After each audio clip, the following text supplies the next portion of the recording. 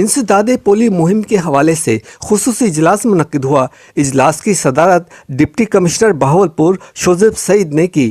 Polio مہم کا آغاز 25 مارچ سے کیا جائے گا جو 5 روز تک جاری رہیں گی۔ اجلاس میں ڈسٹرکٹ ہیلتھ اتھارٹی بہاولپور کے chief executive officer doctor Fayyaz Anwar سمیت تمام متعلقہ محکمہ جات کے مجاز افسران شریک ہوئے۔ اجلاس میں ڈپٹی کمشنر بہاولپور نے تمام محکمہ جات کو انسداد پولیو مہم کے دوران بہترین کوارڈینیشن کا مظاہرہ کرنے اور پولیو کے خاتمے کے لیے فعال کردار ادا کرنے کی ہدایت کی۔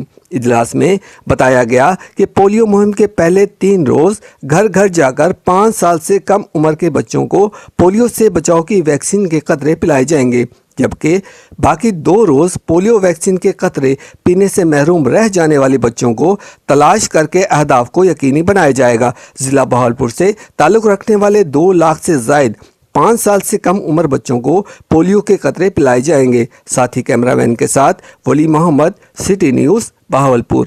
ہم لاتے ہیں ٹاپ نیوز، آپ کے فیورٹ ٹاک شوز اور انلمیٹڈ انٹرٹینمنٹ صرف یوٹیوب پر۔